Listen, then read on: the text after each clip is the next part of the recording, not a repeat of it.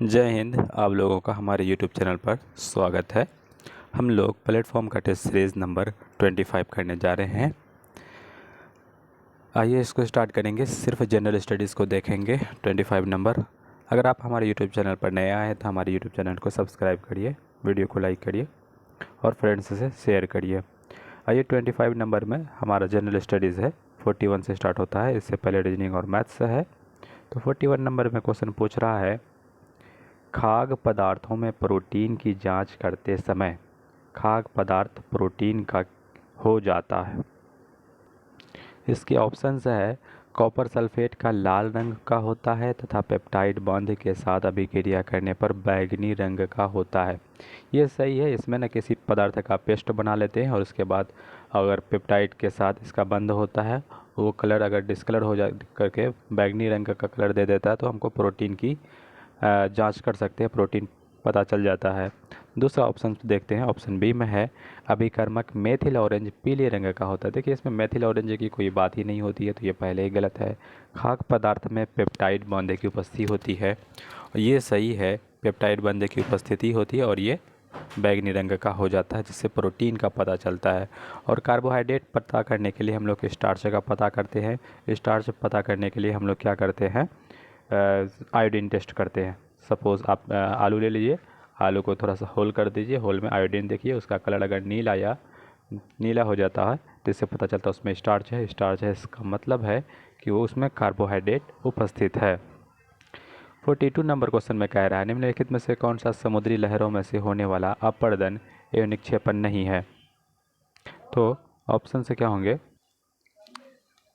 इसके ऑप्शन हैं, लोएस जो है या पौनोड मुक्तिका समुद्री लहरों से होने वाला अपर्दन एवं निक्षेपण नहीं है। लोएस जो होता है किसके द्वारा होता है, अपर्दन नहीं है। तो लोएस तरंगें जो होती है स्थलाकृति समुद्री आकृति होती है, जिसमें से समुद्री बिल्कुल है गुण होता है। ठीक है, लोएस जो होता है हमको लगता है ये बालू का टीबा हो सकता है, रेगिस्तान में बनता है लोएस, पवन से होता है, पवन। उसके बाद देखेंगे, वायुमंडल में इस परत में उल्कापिंड जल जाते हैं। कौन से मंडल है वायुमंडल में उल्कापिंड जल जाते हैं, तो ये है मध्य मंडल में उल्कापिंड, ऑप्शन बी 43 का, इसमें जल जाते हैं। लद्दाख में स्थित पृथ्वी का सबसे ठंडी बसी हुई आबादी जगह का नाम क्या है। ऑप्शन हैं, द्रास या कारगिल या गंगेरी या काराकोरम। तो 44 का ऑप्शन ए सही है। द्रास जो है लद्दाख में सबसे ठंडी बसी आबाद जगह का नाम है।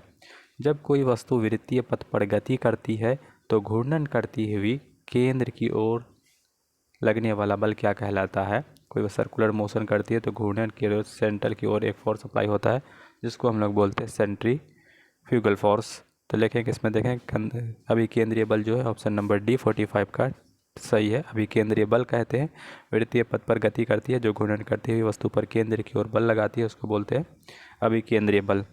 निम्नलिखित में से कौन से सर्वाहारी हैं। सर्वाहारी इसको बोलते हैं जो साग सब्जी भी खाते हैं और मांस को भी खाते हैं। तो देखिएगा 46 का ऑप्शन ए सही है। कौवा, मनुष्य और सुअर, ये तीनों सर्वाहारी के एग्जाम्पल है। निम्नलिखित में से कौन सा न्यूटन के गति के तीसरे नियम का उदाहरण है। न्यूटन का गति का तीसरा नियम क्या है। जब कोई वस्तु बल लगाती है एक साइड से तो ऊपर से भी या दूसरा अपोजिट साइड से भी फोर्स अप्लाई होता है, जिससे न्यूटन का थर्ड लॉ अप्लाई हो जाता है। इसमें से ऑप्शन आपको ढूंढना है, जब कोई अचानक बल लगती है तो यात्री पिछले की ओर नहीं, ये न्यूटन का तो प्रथम लॉ है। तीसरा नियम का कह रहा है रॉकेट का लॉन्च होना, 47 का ये सुइटेबल आंसर है। ये रॉकेट का लॉन्च होना न्यूटन का तीसरे गति का एग्जाम्पल है। निम्नलिखित में से कौन ठोस, द्रव और गैस तीनों अवस्था में पाए जाते हैं। तो ये जल की बात कहता है। अच्छा, जल भी तो तीनों अवस्था में पाया जाता है, लेकिन धातु, अधातु, अक्रिय गैस। तो 48 का ऑप्शन ज़्यादा डी सही है। अधातु जो है ठोस, द्रव और गैस तीनों अवस्था में पाए जाते हैं। जैसे ब्रोमीन एक ऐसा धातु है जो द्रव अवस्था में पाया जाता है। उसके बाद आप देख सकते हैं, और द्रव अवस्था का हो गया, इस तरह से ठोस अवस्था भी हो सकता है। इसमें आपको बता दें, अधातु में विद्युत की कुचालक होती है ब्रोमीन ही एक ऐसा धातु जो द्रव होता है, जिसका अधातु का गलनांक का उतना कम होता है ऑक्सीजन के साथ। जैसे ऑक्सीजन जो है ये गैस अवस्था में आता है, ये भी एक अधातु है। गैसीय अवस्था हो गया। ठोस अवस्था तो बहुत आपको एग्जांपल मिलेगा, लगभग न 11 ठोस है, 11 को द्रव है, ठीक है, गैस 11 है, द्रव 1 है, और ठोस 10 है। और धातु में कैटेगरी में क्या कह रहे हैं, गैसों की संख्या जो है 11 है, द्रव एक ब्रोमीन है सिर्फ केवल एक, और ठोस 10 ठोस क्या है, और धातु है।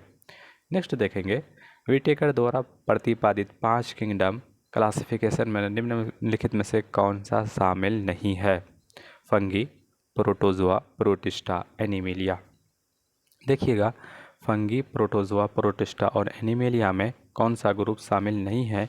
तो देखिएगा, प्रोटोजोआ नहीं है इसमें शामिल। विटेकर 5 दिए थे, एक मोनेरा, मोनेरा के बाद प्रोटिस्टा, फंगी, उसके बाद फिर प्लांटी, एनिमेलिया।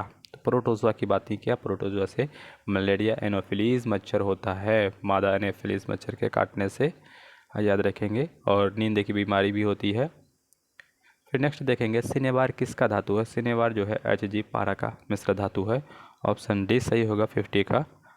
ऑप्शन सी में पारा है तो ऑप्शन सी सही होगा। नेक्स्ट देखेंगे, निम्नलिखित में से उस मिश्र धातु की पहचान करें जिसमें सीसा एक घटक है। तो कौन सी मिश्र धातु जिसमें सीसा एक घटक होता है। ये देखिएगा, अगर हम सोल्डर बनाते हैं तो उसमें Pb प्लस स्टेनम का यूज़ करते हैं। Pb प्लस स्टेनम यानी लेड और स्टेनम, सीसा और स्टेनम का यूज़ करते हैं। तो ऑप्शन ए सही है जिसमें हम लोग सीसा का उपयोग करते हैं। नेक्स्ट देखेंगे, निम्नलिखित में से किसका एक परिरक्षक के रूप में उपयोग किया जाता है। ये बीपीएससी का क्वेश्चन है। परिरक्षक के रूप में सोडियम बेंजोएट का उपयोग करते हैं। तो देखिएगा, सोडियम बेंजोएट इसमें कहीं पे है नहीं दिख रहा है। सोडियम पामीटेट या मैग्नीशियम सिलिकेट, सोडियम क्लोराइड या डाइक्लोरोफिन। तो इसका ऑप्शन उन्होंने क्या दिया है, बी दिया है, सोडियम क्लोराइड। हाँ बिल्कुल, सोडियम क्लोराइड ये परिरक्षक का काम करता है। बताइए क्यों, क्योंकि हम लोग अचार बनाते हैं तो नमक डालते हैं, तेल डालते हैं, तो ये नमक जो है परिरक्षक का काम कर रहा है। ये सोडियम क्लोराइड सही है। सामान्यतः वायुमंडलीय दाब समुद्र तल पर 45 डिग्री अक्षांश पर कितना बर्फ का गलनांक क्या होगा। कहता है, वायुमंडलीय दाब पर, सामान्य वायुमंडलीय दाब पर 45 डिग्री पर अक्षांश पर बर्फ का गलनांक क्या होता है। 43 का बी है, 273.16 केल्विन होता है। कहता है, पशु कोशिकाओं में निम्नलिखित में से कौन सा कोशिका का कचरा निपटान कोशिकांग है। रिक्तिकाएँ, पुटिकाएँ, लाइसोसोम, अंतर्द्रव्य जालिका। तो 54 का ऑप्शन सी सही है। लाइसोसोम जो है कोशिका का कचरा निपटान है। आपको ऐसे बता दें, कचरा निपटान से रिलेटेड है। इसको सुसाइडल बैग कहते हैं, जो भी डेड हो जाती है उसको ये क्या बोलते हैं, मरवा देते हैं। फिर देखते हैं अपना एंजाइम्स छोड़ करके, विद्युत सेल में प्रतीक में मोटी छोटी निम्न में से किसका निरूपण करता है। देखिएगा, प्रतीक में मोटी और छोटी, मोटी और छोटी, तो ये विद्युत ऋणात्मक जो है टर्मिनल, ये इसको निरूपण करता है, बताता है। उस अलैंगिक प्रजनन को जिसमें जड़ों, तनों, पत्तियों और कलियों में से नए पौधे तैयार किए जाते हैं, किस नाम से जाना जाता है। वनस्पतिक प्रजनन, मुकुलन प्रजनन, कलमी प्रजनन, क्यारी प्रजनन। तो 56 का ऑप्शन ए सही है। वानस्पतिक प्रजनन में, अलैंगिक जनन में जड़ों, तनों, पत्तियों और कलियों से नए पौधे तैयार किए जाते हैं। निम्नलिखित घरेलू वस्तुओं में से किस में सल्फ्यूरिक एसिड होता है।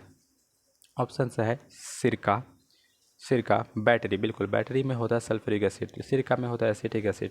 अब नेक्स्ट याद देखेंगे, बैटरी में क्या होगा, सल्फ्यूरिक एसिड। 57 का ऑप्शन बी सही है। अधिकांश सरीसृपों में होती है। सरीसृप में क्या होती है, रेप्टाइल्स में क्या होता है, चार गो चैम्बर, 3 को चैम्बर। तो देखिएगा, सरीसृप में जो होता है 58 का ऑप्शन सी है। 3 इसमें बोलते हैं 3 कक्षीय हृदय होता है, 3 चैम्बर होता है, हृदय का 3 चैम्बर होता है। पेप्टिक अल्सर निम्नलिखित में से कौन जीवाणु जिम्मेदार है पेप्टिक अल्सर के लिए। तो क्या बोलेंगे, 59 का ऑप्शन डी सही है। हेलिकोबैक्टर, क्या बोलते हैं, हेलिकोबैक्टर पाइलोरी, ये पेप्टिक अल्सर के लिए जिम्मेदार है। निम्नलिखित में से कौन सी मृदा संरक्षण की एक विधि है। मृदा को संरक्षण करेंगे, सॉइल कंजर्वेशन करेंगे। अत्यधिक रगड़, ये भी नहीं होगा, छाद भी नहीं, भूस्खलन भी नहीं। वनोन्मूलन 60 का ऑप्शन बी देना सही है। लेकिन अगर फॉरेस्टेशन है तो मृदा संरक्षण होगा, लेकिन उन्होंने ऑप्शन बी को माना सही, छाद। तो याद रखेंगे, छाद जो है मृदा संरक्षण की एक विधि है। छाद जो है मृदा संरक्षण की एक विधि है। नेक्स्ट देखेंगे, पौधों में लचीलापन के लिए कौन सा ऊतक जिम्मेदार होता है। ये है पैरेनकाइमा 60, कोलेनकाइमा 61 का डी होगा। पौधे में लचीलापन, फ्लेक्सिबिलिटी, ये कोलेनकाइमा प्रोवाइड करता है। पौधे में लचीलापन कोलेनकाइमा तक जिम्मेदार होता है। कोलेनकाइमा में जीवित कोशिकाएं होती है और सेल्यूलोज की उपस्थिति इसकी विशेषता होती है। यह उन अंगों को लचीला अधिक प्रदान करता है जिसकी शक्ति अच्छा, ये बताओ, यही याद रखेंगे, ये क्या करता है, लचीला फ्लेक्सिबिलिटी प्रदान करता है। जैसे हवाएं आई, हवाएं में पैर इस तरफ हो जाती है या इधर मुड़ जाती हैं, तो फिर आकर के फिर अपने आप स्वभाव से नेचुरली ये सीधा हो जाता है। इसको हम लोग कह रहे हैं कोलेनकाइमा की प्रॉपर्टी।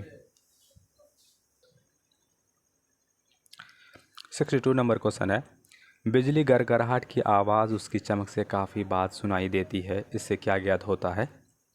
ध्वनि की गति प्रकाश की गति से काफ़ी कम है।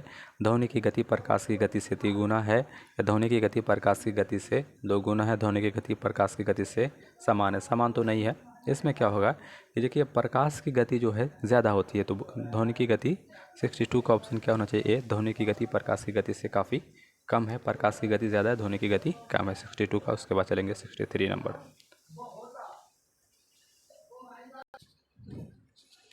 63 नंबर क्वेश्चन पूछ रहा है, निम्नलिखित में से कौन सा पारिस्थितिक तंत्र का एक जैविक घटक नहीं है?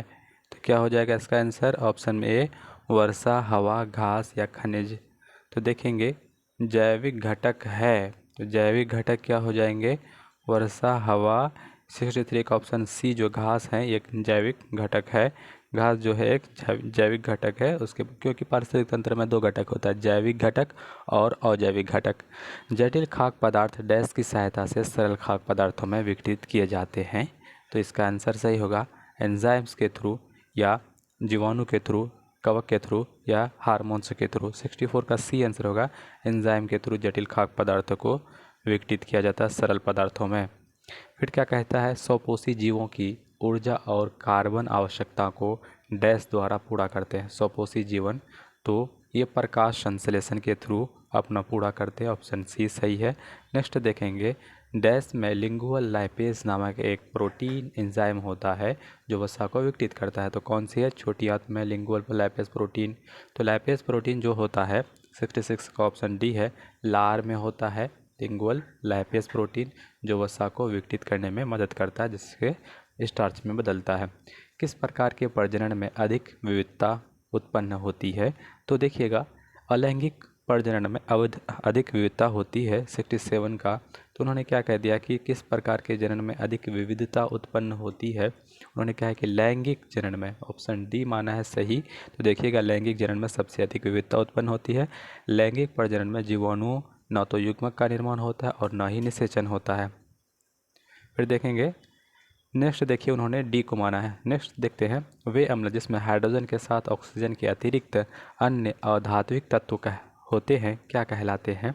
हाइड्रोजन के साथ ऑक्सीजन के अतिरिक्त अन्य अधात्विक तत्व होते हैं क्या कहलाते हैं? 68 का ऑप्शन सी सही है। इसको बोलते हैं हाइड्रासिड्स या अनॉक्सियासिड्स। गन्ने में मीठा रस निकालने के बाद बचा हुआ फाइबर क्या कहलाता है? 69 का, तो क्या बोलेंगे? गन्ने में 68 का ऑप्शन क्या बता दिए थे? सी। 68 का सी ऑप्शन सही है। नेक्स्ट 69 में देखेंगे, गन्ने से रस निकालने के बाद बचा हुआ फाइबर क्या कहलाता है? तो 69 को सी बोलते हैं, उसको बोलते हैं खोई या बगैस। 70 नंबर देखेंगे, निम्नलिखित में से किस ऊतक में कठोर कोशिका भित्ति पाई जाती है? ऑप्शन हैं एरेनकाइमा, पैरेनकाइमा, स्क्लेरेनकाइमा या कोलेनकाइमा। आपको बताया था कोलेनकाइमा के बारे में, तो ये तो लचीला होता, फ्लेक्सिबल होता है। तो सबसे ज़्यादा कठोर जो होता है ये स्क्लेरेनकाइमा होता है। स्क्लेरेनकाइमा कठोर कोशिका भित्ति होती है। स्क्लेरेनकाइमा ऊतक अस्थायी सरल ऊतक होते हैं। ये ऊतक कोशिका मृत, लंबी तथा संग्री दोनों सिरों पर नुकीले स्थानों पर होते हैं, तो याद रखिएगा। नेक्स्ट देखेंगे, मनुष्य जाति के एक पुरुष की एक्स शुक्राणुओं उसके डैश से प्राप्त होते हैं। तो देखिएगा एक्स शुक्राणु फीमेल से प्राप्त होगा, मेल तो, क्योंकि अगर पुरुष हो जाएगा तो पुरुष में एक्स और वाई होगा, तो वाई अगर कंट्रीब्यूट फादर किया तो एक्स कौन कंट्रीब्यूट करेंगे? मदर करेंगे, तो माता से होंगे। 71 का ऑप्शन उन्होंने बी दिया है सही। देखें, क्योंकि आपको पता है हम अपने चैप्टर में बायोलॉजी का या एनसीईआरटी का जो एससीईआरटी का बिहार एसआईटी का, उसमें एक रिप्रोडक्ट चैप्टर है, जनन वाला चैप्टर, रिप्रोडक्शन वाला चैप्टर। उसमें से हम आपको बताए थे कोई बॉयज़ होगा, कोई बेटा उत्पन्न होगा, उसके लिए रिस्पॉन्सिबल है एक्स और वाई रिस्पॉन्सिबल है इसके लिए। लेडी रिस्पॉन्सिबल नहीं है, लेडीज़ लोग रिस्पॉन्सिबल, बॉय या गर्ल के लिए रिस्पॉन्सिबल नहीं, ये फादर ही होता है। अगर उसका x hormones x chromosome release होता है एक्स, तो मदर से, क्योंकि मदर के पास एक्स होता है, वो सिर्फ एक्स ही रिलीज़ कर सकती है। एक्स में कोई एक एक्स आ जाएंगी और फादर का भी एक्स है, तो इसके लिए रिस्पॉन्सिबल गर्ल्स होगा, डॉटर होगी, पुत्रियाँ होंगी। कहता है निम्नलिखित में से कौन सी क्रियाएं अत्यधिक उष्माक्षेपी होती हैं? सल्फ्यूरिक अम्ल का जल में घुलना, धावन सोडा का जल में घुलना, कॉपर सल्फेट का जल में घुलना, ब्लीचिंग पाउडर का जल में घुलना। 72 का ऑप्शन क्या हो जाएगा? ए सही है, सल्फ्यूरिक अम्ल का जल में घुलना अत्यधिक उष्माक्षेपी होता है। दांतों का टूटना कब शुरू होता है? जब मुंह का पीएच मान, देखिएगा दांतों का सरण शुरू होता है 5.6 से कम होना चाहिए, तो 5.5 से अधिक नहीं, 5.5 से कम होना चाहिए। 73 का ऑप्शन बी है। रियलिटी में 5.6 होना चाहिए, 5.5 नहीं होना चाहिए, तब शुरू हो जाता है। 74 नंबर कहता है, 74 क्वेश्चन पूछ रहा है, जब बैरोमीटर की परत अचानक घट जाती है तो ये इंगित करता है कि आंधी तूफान आने वाले हैं। तो देखेंगे तो मौसम बेहद ठंडा हो जाएगा, बेहद तूफानी आ जाएगा, तो बेहद तूफान ही आ जाएगा। ऑप्शन बी सही है। निम्नलिखित में से कार्बन के कौन से मिश्रण का द्रव बढ़ने और उबलने का तापमान सर्वाधिक है? तो मिश्रण के द्रव बढ़ने का और उबलने का तापमान सर्वाधिक है, तो इसका ऑप्शन क्या होंगे? 75 का ऑप्शन बी सही है। एसिटिक एसिड किस में पाया जाता है? सिरका में पाया जाता है। नेक्स्ट देखेंगे, किस स्थानों को नर्सरी ऑफ द बंगाल कहा जाता है? नर्सरी ऑफ द बंगाल कहा जाता है, ये अवध को कहा जाता है nursery of the Bengal. Next देखेंगे, किस वर्ष छत्तीसगढ़, उत्तराखंड और झारखंड राज्यों का गठन होता है? झारखंड तो 15 नवंबर 2000 होता है, झारखंड से पकड़ लेंगे कि ये 2000 में इसका गठन होता है। 77 का ऑप्शन डी सही है। नेक्स्ट देखेंगे, कहता है 78 नंबर, 1928 में साइमन कमीशन भारत में किस उद्देश्य से आया था?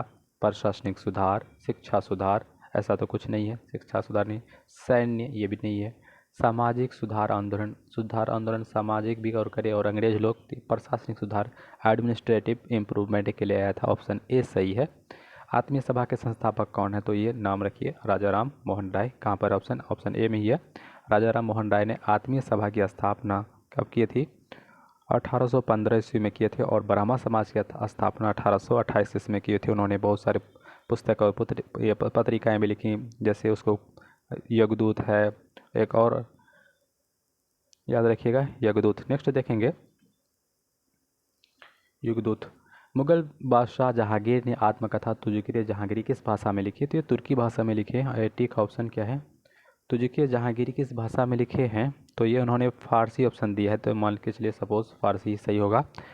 नेक्स्ट देखेंगे, कहता है कि 1953 में गठित राज्य पुनर्गठन आयोग के अध्यक्ष के रूप में कौन थे? तो कौन थे? फजल अली आयोग थे, फजल अली की अध्यक्षता में हुई थी 1953 में। पहला राज्य भाषा के आधार पर बना था, आंध्र प्रदेश बना था। नेक्स्ट देखेंगे, मेघालय की गारो खासी और गारो पहाड़ियों में निम्न में किस फसल के उत्पादन के लिए जानी जाती है? सेब, संतरा, केसर। तो 82 का ऑप्शन ए है, संतरा के लिए ये गारो पहाड़ियाँ, गारो हिल्स जानी जाती है। इल्बर्ट बिल विवाद निम्नलिखित से किससे संबंधित था? भारतीयों द्वारा हथियार लेकर चलने पर कुछ प्रतिबंध, नहीं, हथियार से कोई रिलेटेड नहीं है। भारतीय भाषाओं पर तो भाषा जैसे आया तब भी नहीं होगा। यूरोप के लोगों के मामलों की सुनवाई करने के लिए भारतीय न्यायाधीश पर लगी पाबंदी को हटाया ना, लॉर्ड रिपन ने ऐसा कर दिया था, बहुत विवाद हो गया था। 86 का सी है। ब्रिटेन के लोगों पर भी भारतीय न्यायाधीश को क्या कर दिया? अलाउ कर दिया कि वो भी न्याय कर सकता है, प्रतिबंध हटा दिया गया था। 83 का ऑप्शन सी सही है। बहुत विवाद हो गया था इस बिल को लेकर के। अशोक शिलालेख कहता है मैं प्रयुक्त लिपि कौन सी है? तो अशोक के शिलालेख में ना, शिलालेखों में जो लिपि है कौन सी है? खरोष्ठी, अरमाइक। तो सब लिपि दिख रही है। 84 का ऑप्शन डी दिख रहेगा। ब्रह्मी भी दिखता है, अरमाइक भी दिखता है, खरोष्ठी भी दिखा, तो all of this option D सही है, सारे सही हैं। 85 नंबर क्वेश्चन देखते हैं। 85 में कह रहा है निम्नलिखित में से किस अनुच्छेद के तहत एक सरदार जी कृपाण को धारण करते हैं? तो कौन सा अनुच्छेद है? अनुच्छेद 25 होगा। 85 का ऑप्शन डी सही होगा। नेक्स्ट देखेंगे, डैश वर्ष के सिंहल को श्रीलंका एकमात्र आधिकारिक भाषा के रूप में मान्यता देने के लिए अधिनियम पारित किया? यह 1956 में है। नेक्स्ट देखेंगे, सिंहल को अमेरिका ये श्रीलंका ने आधिकारिक भाषा मान्यता दिया।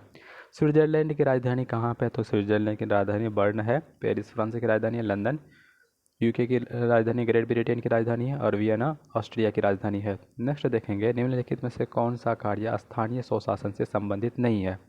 और स्थानीय स्वशासन से कौन संबंधित नहीं है? जन स्वास्थ्य, स्वच्छता का प्रबंधन, लोक स्वास्थ्य का अनुरक्षण या जन उपयोगी सेवाएं। 88 में कौन सा कहता है स्थानीय स्वशासन नहीं करेगा? 88 का लोक व्यवस्था का अनुरक्षण जो है ये स्थानीय शासन, लोकल गवर्नमेंट नहीं करेंगे, स्वास्थ्य को देखभाल करेंगी। इस तरह से प्राइमरी सेंटर बनता है, हेल्थ सेंटर बनता है।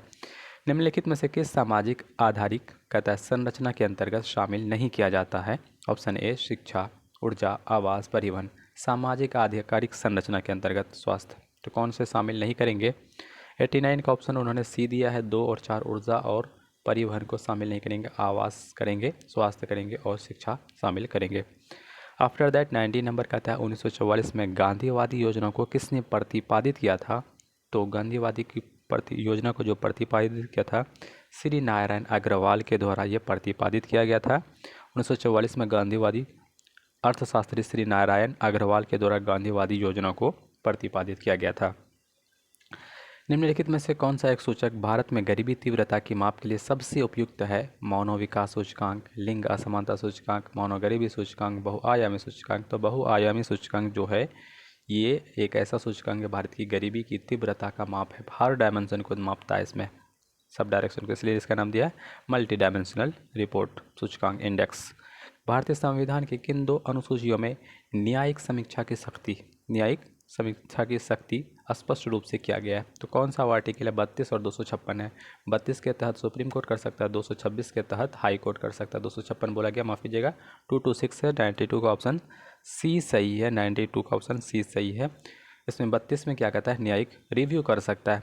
कहता है मालवा के पठार के उत्तर में पश्चिम में स्थित पर्वत श्रृंखला को क्या कहा जाता है? मालवा पठार के पश्चिम में स्थित श्रृंखला को क्या कहेंगे? सीरीज को क्या कहेंगे? 93 का ऑप्शन ए सही है, अरावली सही है।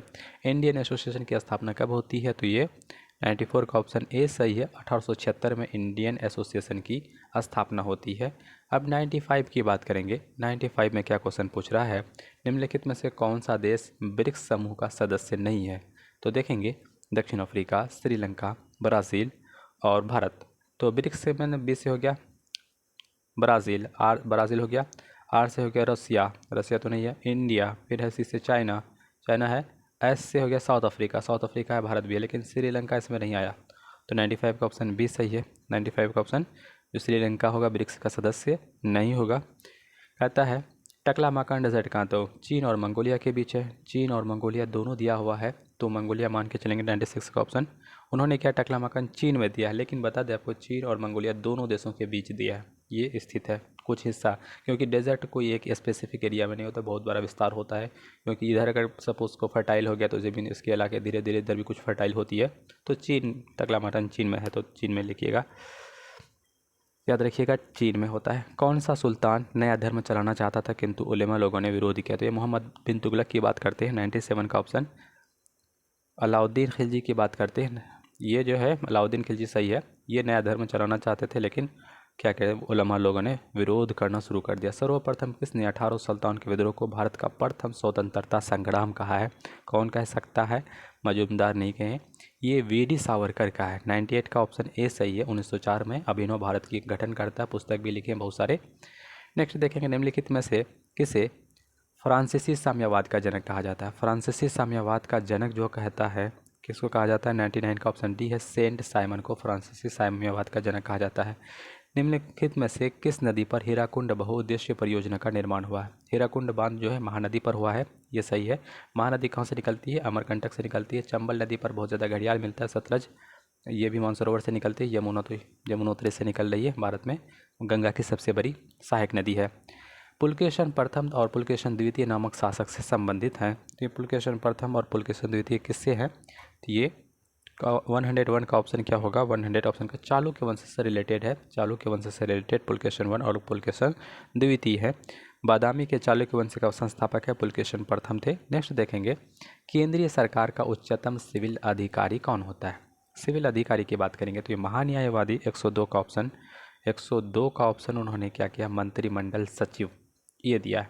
अगर लाओ की बात करेंगे तो अधिकारी में सबसे ज़्यादा महान्यायवादी होगा। इंडो चाइना को किस देश ने अपने उपनिवेश के रूप में विकसित किया है? इंडो चाइना को ये फ्रांस ने किया था। 103 का ऑप्शन डी है। नेक्स्ट देखेंगे इंडो चाइना का गठन 1887 में किया था। नेक्स्ट देखेंगे 3 देश आते हैं इंडो चाइना में, वियतनाम, लाओस और Cambodia. B Vietnam, Laos, BLC या CLV, LBC, आप कुछ भी बोलती है। वियतनाम, लाओस और कंबोडिया 1887 में चीन ने गठन किया था। गुट निरपेक्ष आंदोलन का पहला शिखर कहाँ स्थापित हुआ था? ये गुटनिरपेक्ष यूगोस्लाविया में 104 का बी इन्होंने, क्योंकि इसके गुटनिरपेक्ष जिसको बोलते हैं हम, बेसी का सदस्य न तो अमेरिका का है न तो यूएसएसआर का है। 1961 में इसकी स्थापना किया गया था उन गुटनिरपेक्ष का, और इसका पहला शिखर कब हुआ था इसकी 1961 में ही पहला बेलग्रेड में सम्मेलन में आयोजित किया गया था। ठीक है, नेक्स्ट देखेंगे हंगरी की राजधानी बुडापेस्ट है, ऑप्शन बी सही है, 105 का बी सही होगा। कहता है प्रत्येक कोष की क्षमता के अनुसार डैश के स्थान पर प्रत्येक कोष की आवश्यकता के अनुसार, यह सिद्धांत किसका है? प्रत्येक कोष की क्षमता के अनुसार, ये ऑप्शन सी है, साम्यवाद ऐसा कहता है। नेक्स्ट देखेंगे, कहता है ग्राम पंचायत के सरकारी पदाधिकारी कौन है? प्रखंड विकास अधिकारी, पंचायत सेवक। तो ऑप्शन जो है 107 का बी है, प्रखंड पंचायत सेवक जो है ये सरकारी पदाधिकारी होते हैं। कहता है फिलाडेल्फिया का प्रथम सम्मेलन कब हुआ था? फिलाडेल्फिया का प्रथम सम्मेलन 1774 में हुआ था। फिलाडेल्फिया का प्रथम सम्मेलन फिलाडेल्फिया का 5 सितंबर 1774 में आयोजित हो जाता है। इस सम्मेलन में व्यापार पर अनुचित प्रतिबंधों को समाप्त करने की मांग की गई है। दूसरा सम्मेलन 1976 में होता है। फिलाडेल्फिया का प्रथम सम्मेलन 74 में होता है, दूसरा 76 में होता है। हीनयान और महायान कौन से? तो ये बौद्ध धर्म से है। बाद में बौद्ध धर्म दो पार्ट में विभाजित हो जाता है, बौद्ध धर्म और जैन धर्म। तो देखेंगे जैन धर्म नहीं होगा, बौद्ध धर्म से रिलेटेड है। 109 का क्षमा चाहेंगे, ये इसका आंसर ए सही है। बिहार में पहले कांग्रेसी मंत्रिमंडल का गठन कब होता है? बिहार में पहला कांग्रेसी मंत्रिमंडल का गठन जो होता है ये 20 जुलाई 1937 में होता है। बिहार के पहले प्रधानमंत्री मुख्यमंत्री ये ऑप्शन बीपीएससी में भी पूछा है, मोहम्मद यूनुस थे। 111 का ऑप्शन बी सही है। कहता है कौन से संयुक्त राष्ट्र संघ का सुरक्षा परिषद का अस्थायी सदस्य है? तो 5 सदस्य अस्थायी सदस्य है। तो देखिएगा यूएसए, यूके, रूस, जर्मनी और चीन। जर्मनी नहीं है, जर्मनी मांग कर रहा है, तो जर्मनी जहाँ जहाँ पर है काट दीजिए। तो देखेंगे यूएसए, रूस, यूके, फ्रांस और चीन, ये थोड़ा लग रहा है। नेक्स्ट देखेंगे कनाडा, चीन, यूके, यूएसए और रूस। कनाडा नहीं है, यूएसए, रूस, यूके, चीन और जापान भी नहीं है। तो ऑप्शन बी ज़्यादा सूटेबल है। 112 का ऑप्शन क्या कह रहा है? बी है। कौन कौन से? अमेरिका है, रसिया है, ब्रिटेन है, फ्रांस है और चीन। ये 5 सदस्य अस्थायी सदस्य। इसके अलावा 10 जो है अस्थायी सदस्य हर 2 वर्ष में चुने जाते हैं। नेक्स्ट देखेंगे भारत के 74वें गणतंत्र दिवस के समारोह में मुख्य अतिथि कौन थे? फतेह अल सीसी थे। ये मिस्र के राष्ट्रपति हैं फतेह अल सीसी, यही आए थे।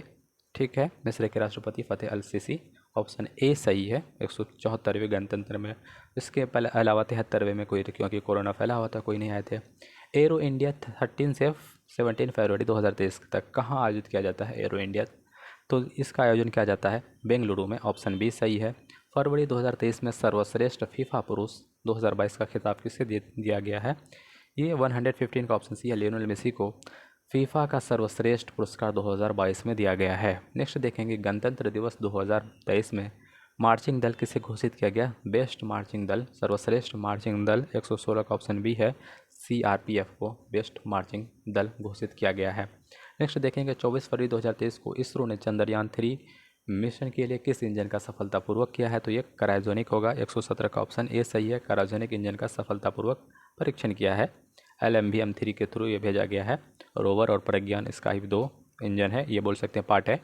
23 जनवरी 2023 को नेताजी सुभाष चंद्र बोस की जयंती के अवसर पर केंद्र सरकार ने 21 द्वीपों का नाम बदलकर परमवीर चक्र विजेताओं के नाम रखा गया है। तो वो कहाँ पर है, कौन से द्वीप है? दादर नगर हवेली, अंडमान निकोबार या दमन द्वीप या लक्षद्वीप। 118 का भी है, अंडमान और निकोबार के 21 द्वीपों का नाम बदल के परमवीर चक्रों के विजेताओं के नाम पर रख दिया गया। आपको बता दें लक्षद्वीप में 36 द्वीप है। लक्षद्वीप में कितने द्वीप है? 36 द्वीप है। दादर और नगर हवेली की जो राजधानी है ये सिलवासा है। पुरुष एकल ऑस्ट्रेलियन ओपन 2023 का खिताब किसने जीता है? तो ये कौन जीते हैं? रोहन्ना बोपन्ना, ऑप्शन 19 का नोवाक जोकोविच, पीट सम्प्रास या राफेल नडाल। इसके ऑप्शन है 119 का ऑप्शन सी है, नोवाक जोकोविच जो है ऑस्ट्रेलियन एकल पुरुष का खिताब जीता है 2023 का। एरिस्ट शिपयार्ड, कहता है एरिस्ट शिपयार्ड एशियोड एंड ऑटोबायोग्राफी। एरिस्ट एशियोड एंड ऑटोबायोग्राफी के लेखक कौन है? कपिल देव या संजीव मुखर्जी। डायरेक्ट आते 120 का संधु है। गुंडप्पा रंगनाथ और विश्वनाथ और आर कौशिक ने एरिस्ट एशियोड ऑटोबायोग्राफी पुस्तक के रचिता है, लिखने वाले हैं, लेखक हैं। तो साथियों यहाँ तक हमने आपको कंप्लीट कर दिया बहुत ही लिमिटेड टाइम में, और यहाँ तक बने रहने के लिए आपका बहुत बहुत धन्यवाद। अब फिर हम अगले और सारे वीडियो जो छूट गया है उस सारे पार्ट को हम करवा देंगे। इससे पहले हम सारे प्लेटफॉर्म का बहुत सारे सेट्स प्लेटफॉर्म का प्रैक्टिस सेट में हम करवा दिए हैं, जाके आप देख लीजिए, बहुत ही यूज़फुल है। और हमारे वीडियो को यहाँ तक बने रहने के लिए आपका पूर्ण धन्यवाद। मिलते हैं एक नए वीडियो में, तब तक के लिए जय हिंद, जय भारत।